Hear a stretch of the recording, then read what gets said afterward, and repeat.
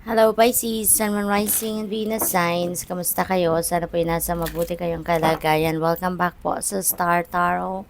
Kung bago kayo dito, welcome din kayo. Thank you for your support. I truly appreciate it. God bless you all po. Pisces, maraming salamat sa mga likes and subscribes po ninyo at sa mga comments ninyo. Maraming thank you. And shout out na din po sa mga viewers natin, no? Sa iba't ibang parte ng Pilipinas, iba't ibang parte ng mundo, lalo-lalo na din dyan, ano, sa mga taga Jeddah, Saudi Arabia. Ingat po kayo at maraming salamat po for watching and yung mga viewers natin po dyan sa Pampanga. Maraming salamat po for being here. Paunang mensahe po ninyo ay Eight of Pentacles. Yan. So, pinapakita lang sa card na to kung gaano kayo kasipag, no? Magtrabaho. Siguro napaka ano ninyo, napaka diligent ninyo, napaka committed ninyo, dedicated sa inyong trabaho. Pinapakita sa card nito kung gaano kayo kasigasig, no, magtrabaho. Kaya naman hindi malayong magkaroon kayo dito ng reward, no? Financial reward na maaaring ibigay sa inyo ng employer ninyo.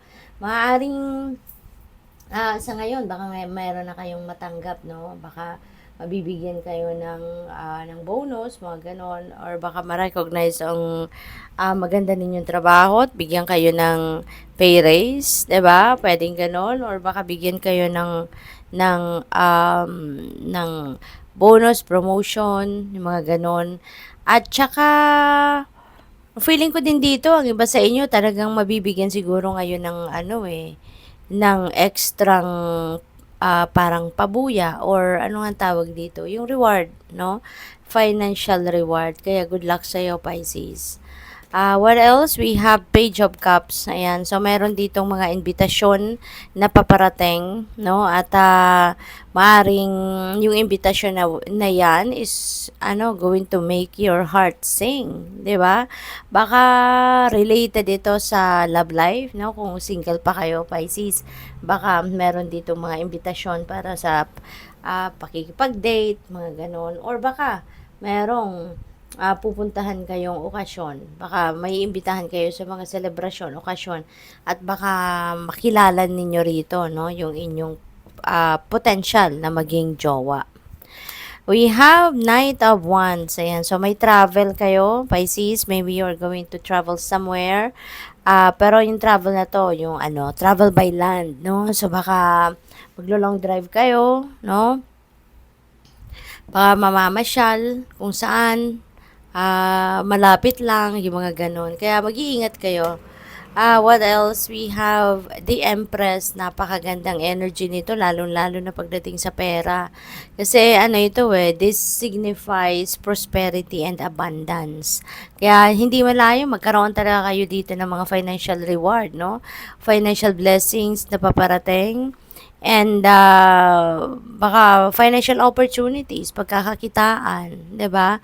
Baka mayroong mga bagong money path dito na dadating na maghahatid sa inyo talaga ng kaperahan. So, this is a time for plenty and bounty, no, for some of you.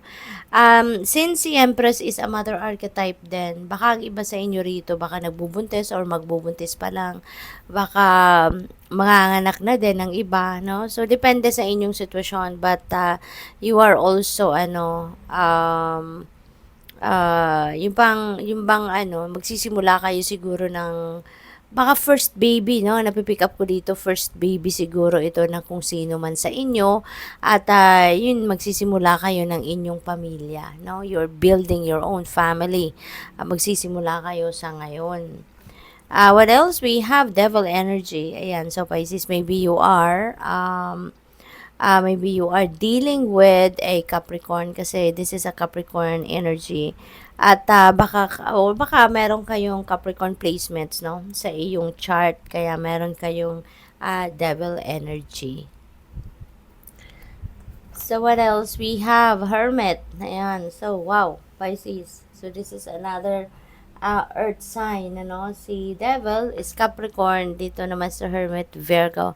So maybe you are dealing, no, with Virgo and with Capricorn at this time, or baka yun nga, baka parehas ito, meron kayong mga placements, no, sa inyong chart na earth signs. At ang iba siguro sa inyo dito, Pisces, no, kailangan magpahinga, kailangan mag-step back muna kayo ng saglit lang sa inyong pinagkakaabalahan, no, kasi baka meron kayong gustong madiskubre, baka meron kayong gusto din matutunan, gusto ninyong malinawan ang inyong isipan. Parang you are seeking for ano kasi, enlightenment. You are seeking for clarity. Parang may ganon kayo ngayon.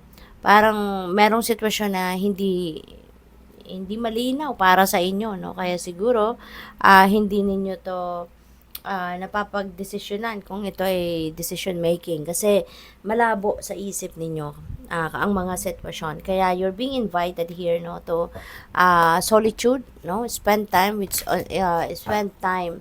by yourself, no, mag-solitude kayo, mag-stillness kayo para malinawan sa inyong isipan kung ano yan. Pakinggan ninyo yung bulong ng iyong intuition, okay? We have angel number 1414. Ayan, light up. Ayan, so siguro, ang iba siguro, kasi sa inyo, parang, sobrang dami siguro ninyong ginagawa, 'di ba? Fragmented ang isip ninyo, magulo, parang bizarre, kumbaga, yung mga kaganapan, no? Kaya kailangan ninyo na pahinga muna, okay? Pahinga muna, mag-chill muna kayo, mag-relax, 'di ba? Para naman maibalik muna ninyo yung balanse sa sarili ninyo. Sabi dito, focus on your needs, desires, and hobbies. Everything is more accessible with a light attitude.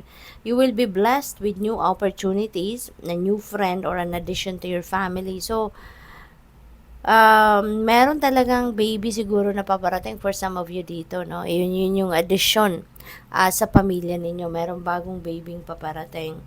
Or in good vibes will speed up the process. Yan. Dapat talaga, 'di ba? Yung chill lang, yung magpakasaya lang rather than focusing on stress, negativity. Nako, hindi yan makakatulong sa inyo. What else? We have angel number 333. Ayan, so there is support, no? Maaring meron mga tao dito sa paligid ninyo that are going to show you support in any way. Sabi dito, seeing the angel number 333 is a sign that it's time to focus inward, work on your skills, discover your talents, and use your imagination.